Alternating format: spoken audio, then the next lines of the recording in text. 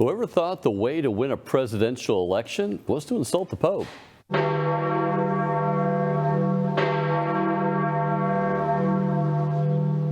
Join us with the latest from the Eternal City Church Militant's Rome correspondent, Dr. Jules Gomes. Jules, who would dare to publicly insult Pope Francis and call him an imbecile and a donkey and use all that just to get an election? And that is remarkable, Brad, in a predominantly Catholic country like Argentina, where the Pope himself comes from. The presidential candidate Javier Milei, a 52-year-old economist who is politically described as a far-right libertarian, is hurling the choicest insults at Pope Francis. And believe it or not, he's succeeding. 30% of the electorate are already in his pocket.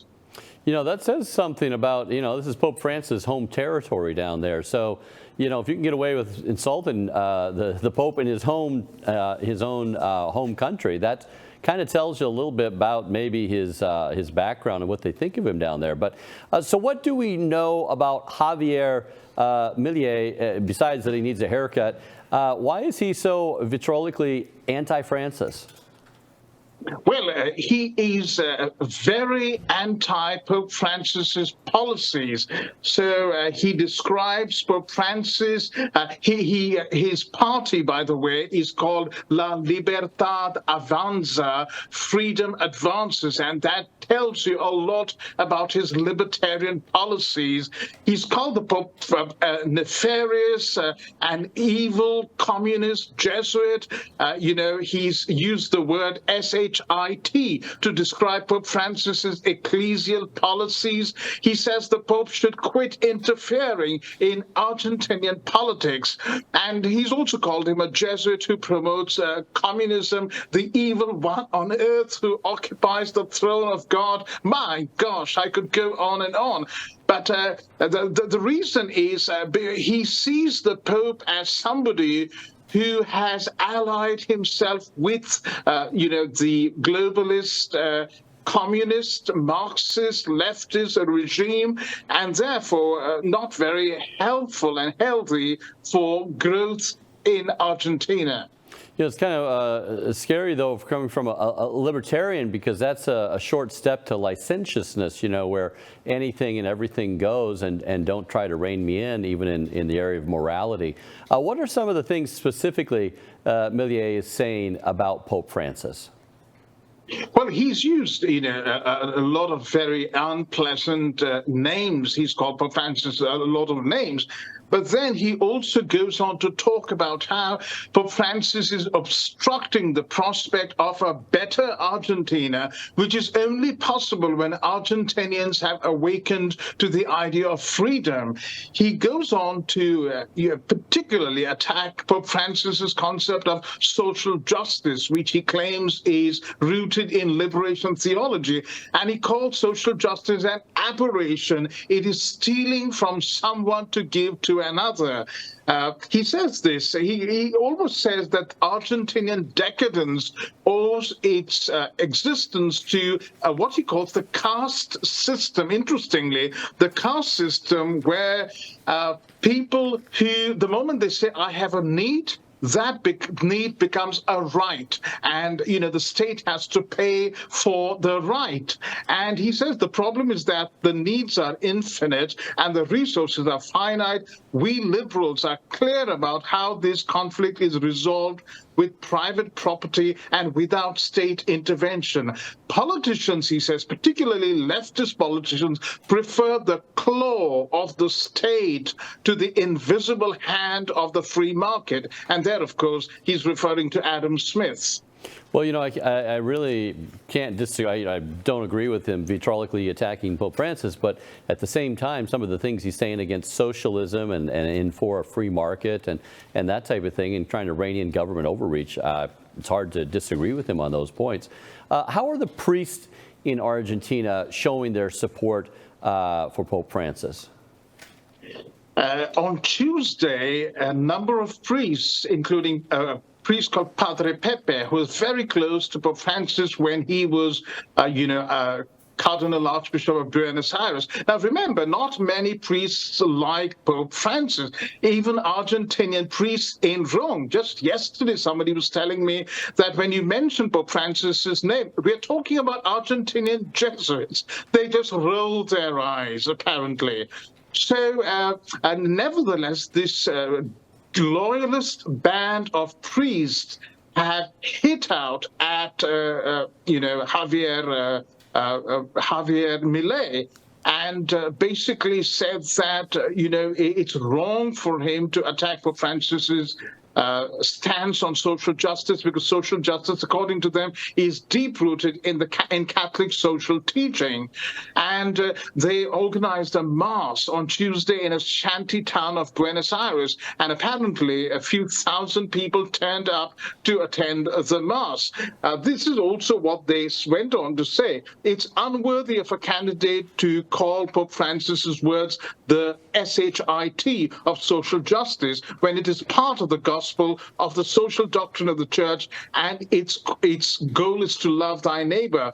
And they went on to say, we believe that the deification of the market leads to dehumanization, forgetting the weakest. If only lions are raised, it is logical that the most defenseless lambs are torn to pieces. In the law of the jungle, only the strongest win.